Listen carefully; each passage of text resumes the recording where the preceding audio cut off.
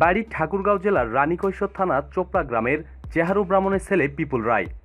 হতদরিদ্র পরিবারের জন্মের পর থেকেই অভাব অনটনের মধ্যে তাকে বড় হতে হয়েছে। পরিবারের সদস্যদের আহার জোগাতে রিক্সা চালানোকেই তাই পেশা হিসাবে বেছে নেন। কিন্তু পড়াশোনায় ছিল তার অগাধ নেশা। রিক্সা চালানোর ফাঁকে ফাঁকে পড়াশোনা করে পিপুল রায় এখন অনার্স জিওলজি পরীক্ষার্থী। হাড়ভাঙা পরিশ্রম করে পরিবারের খরচ জুগিয়ে রাতে রিক্সার গ্যারেজে পড়াশোনা করেন তিনি।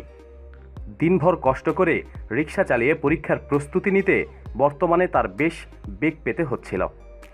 তার জীবনের এই করুণ পরিণতি দেখে সাহায্যের হাত বাড়ালেন নারায়ণগঞ্জের সোনারগাঁ থানার উপপরিদর্শক এসআই আবুল কালাম আজাদ।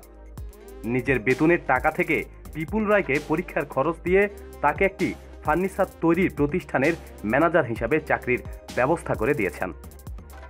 এদিকে রিক্সা চালক থেকে ভালো একটি চাকরি পাওয়ায় নিজের ভাগ্যর চাকা পরিবর্তন ঘটেছে বলে মনে করছেন পিপুল রায়। জীবনের প্রথম ভালো চাকরি পাওয়ায় এ ছাত্র আজ আনন্দিত। পিপুল রায় বলেন, তিনি জাতীয় বিশ্ববিদ্যালয়ে জিওলজিতে অনার্স ফাইনাল ইয়ারের ছাত্র। এখন তার আর পরীক্ষা দিতে কোনো সমস্যা হবে না। চাকরির ফাঁকে পড়াশোনাও করতে পারবেন ভালোভাবেই। সংসারের খরচ জোগাতেও কষ্ট করতে হবে না।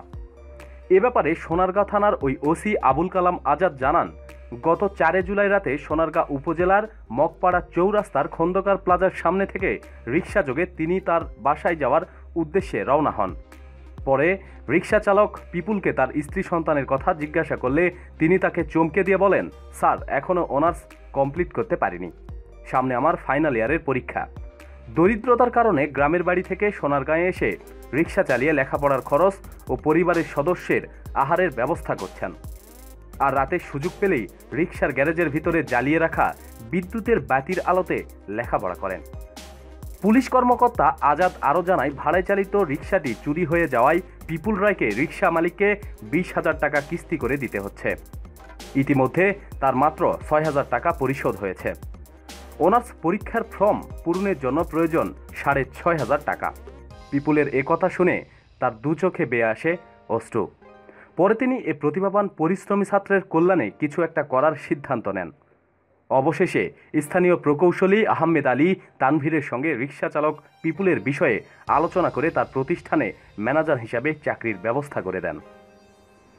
প্রতিদিন সব খবরাখবরের জন্য সাথে থাকুন এবং সাবস্ক্রাইব করুন আমাদের রিপোর্টার জব্বার চ্যানেলটি। আর আমাদের ভিডিওর সব নোটিফিকেশন পেতে অবশ্যই বেল আইকনে ক্লিক করতে ভুলবেন না। ধন্যবাদ।